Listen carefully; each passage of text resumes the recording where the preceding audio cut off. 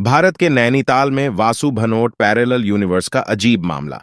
यह भारत में उद्धृत समानांतर ब्रह्मांड के कुछ मामलों में से एक है। नैनीताल भारत के उत्तराखंड राज्य में स्थित सबसे प्रसिद्ध और लोकप्रिय हिल स्टेशनों में से एक है। लेकिन साल 1965 में नैनीताल में कुछ अजीब घटित होता है। कहानी में आगे बढ़ने से पहले मैं आपको समानांतर ब्रह्मांड के बारे में संक्षेप में बता देता हूं। ऐसा माना जाता है कि हमारे ब्रह्मांड का कोई अंत नहीं है और यह अनंत काल तक चलता रहता है। यह अनंत है, लेकिन क्या यह एकमात्र ब्रह्मांड है जिसका अस्तित्व है? यह प्रश्न मल्टीवर्स के सिद्धांत को जन्म देता है। इस सिद्धांत के अनुसार जिस ब्रह्मांड में हम रहते हैं उसके अलावा कई अन्य ब्रह्मांड भी मौजूद हैं। इन ब्रह्मांडों में वह सब कुछ शामिल है जो अस्तित्व में है। इस सिद्धांत का एक पहलू समानांतर ब्रह्मांड की अवधारणा है।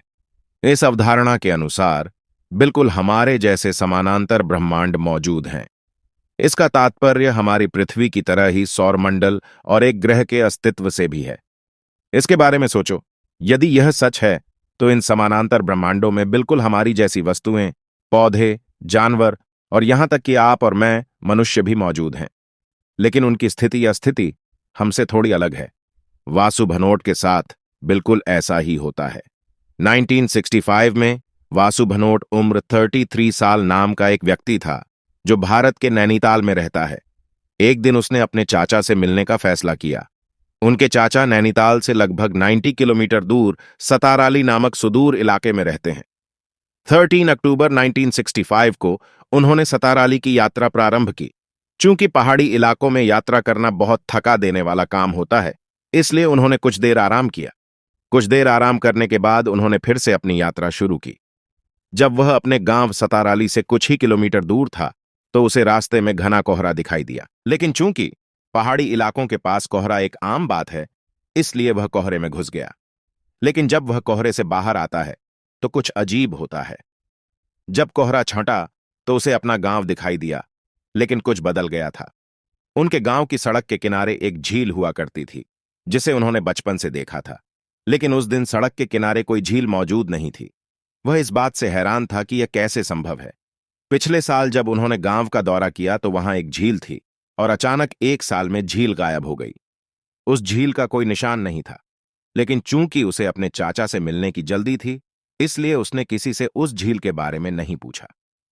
जब वासु भनोट अपने पैतृक घर पहुंचता है जहां उसके चाचा रहते हैं, तो उसके साथ कुछ और चौंकाने वाला होता है। जब उसने दरवाजा खटखटाया तो दरवाजे के पास खड़ा व्यक्ति उसका चाचा नहीं था।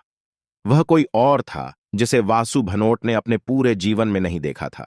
वह चौंक गया और उसने अपने चाचा और उनके परिवार के बारे में पूछताछ की।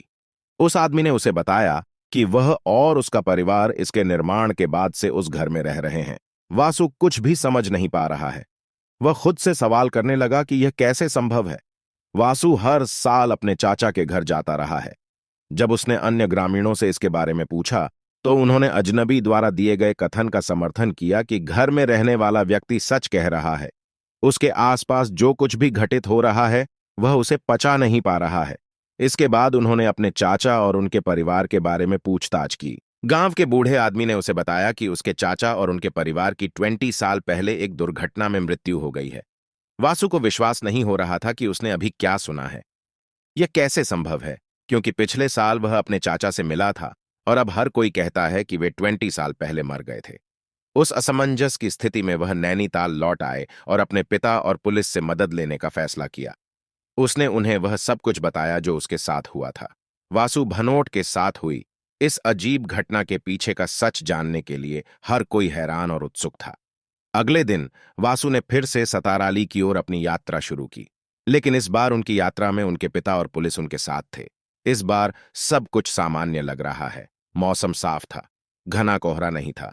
इसके अलावा इस बार वह झील सड़क के किनारे मौजूद थी जो पहले गायब थी। सब कुछ फिर से सामान्य देखकर वासु भ्रमित हो जाता है। जब वे गांव पहुंचे तो हर कोई वासु को पहचानता है।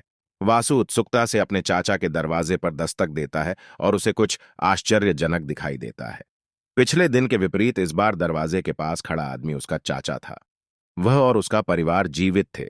उसे अपनी आंखों पर विश्वास नहीं हो रहा था, क्योंकि पहले उसके चाचा को मृत घोषित कर दिया गया था और अब वह जीवित है। साथ ही ग्रामीणों ने बताया कि वासु भनोट कल गांव नहीं आए थे। लेकिन यह कैसे संभव है? यदि वह जो कुछ भी कह रहा है वह वास्तविक है तो क्या होगा? यदि ऐसा होता तो यह एक समानांतर ब्रह्मांड का मामला हो सकता था। घना कोहरा इस समानांतर ब्रह्मांड का द्वार हो सकता है। हो सकता है कि उसने एक ऐसे ब्रह्मांड में प्रवेश किया हो जहां हर चीज उसके अपने ब्रह्मांड की प्रतिकृति थी, लेकिन अलग-अलग स्थितियों के साथ।